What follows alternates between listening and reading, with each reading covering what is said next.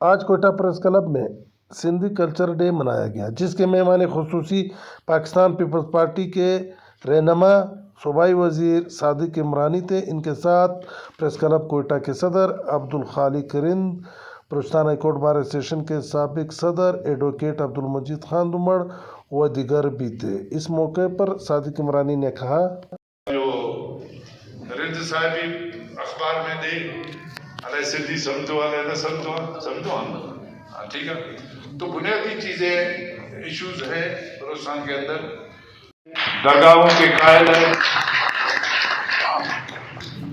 شاہ لطیف بٹائی کے فلسفے کے وہ تسلیم کرتے ہیں۔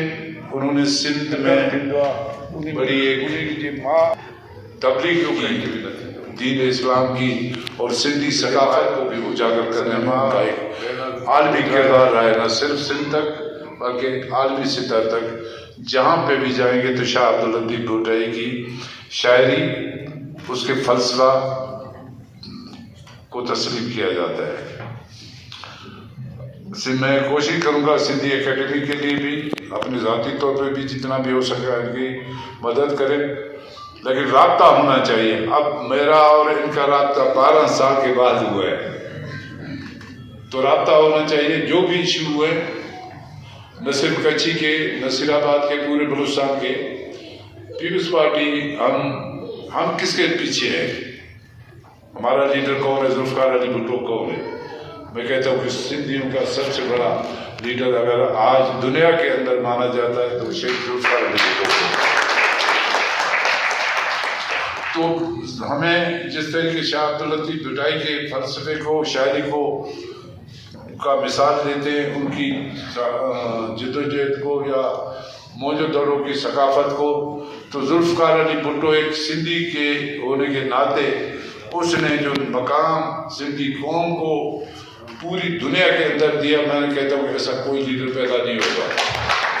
میں نے اس کے ساتھ کام کیا، 52 سال مجھے ہوئے ہیں ان کے ساتھ اس بلوچستان کے سیاست میں، جہاں قبائلی معاشرہ راتوں رات لوگ اپنے نظریات اور سوچ تبدیل کرتے ہیں۔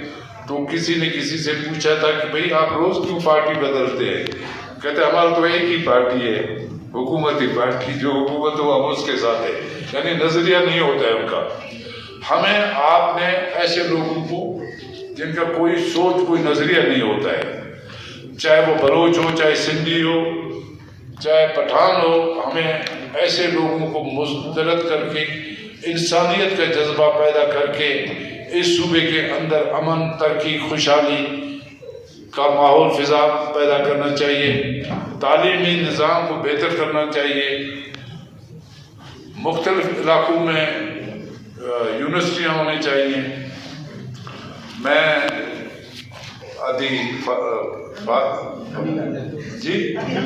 حمیدہ نور کو بتانا چاہتا ہوں کہ آپ نے یونیورسٹی کا ذکر کیا۔ میں نے آج سے 9 سال پہلے عبدالحمید ابرو وہاں ریونیو رہے آفیسر نصیر آباد میں نے 350 ایکڑ 9 سال پہلے الاٹ کرایا تھا بے نظیر بھٹو میڈیکل کالج کے نام پہ، نوتال کے قریب، ڈیرہ مراد اور نوتال کے قریب۔ تو 12 سال، تقریباً 15 سال ہوئے، پھر یہ ہماری میڈیکل کالج التوا میں چلی گئی، فائل میں دب گیا۔ اب تقریباً دوبارہ میں منتخب ہو کے آیا تو پہلا میں نے کام یہ کیا، اب وہاں پہ محترمہ بے نظیر بھٹو میڈیکل کالج نصیر آباد میں اس پہ کام شروع ہو گیا۔ پھر الیکشن کے دنوں میں ٹیپو ڈیرہ میں، کیونکہ ٹیپو ڈیرہ بھی ایک تاریخی نام ہے، اس تاریخ کو بھی مٹا کر کوئی اور نام دیا گیا۔ ہم اس نام کے بھی مخالف ہیں حقیقتاً، کیونکہ جب تاریخ کو آپ مٹا دیں گے، تاریخ کو پھر حلوہ پوری بنا دیں گے، تو پھر یہ آگے چل کر نوجوان نسل جو آج کمپیوٹرائز دور ہے، سوشل میڈیا دور ہے، تو پھر ہم پرانے تاریخ کو بھول جائیں گے۔ اب پرانی تاریخ جب ہم طالب علم تھے تو بھاگ سے جوتے منگاتے تھے، مشہور ہوتا تھا بھاگ. تو آج اور کوئی سلسلے شروع ہو گئے، جوگر شروع ہو گیا، فلانا پور. تو تاریخ میں چیزیں بدلتے رہتے ہیں.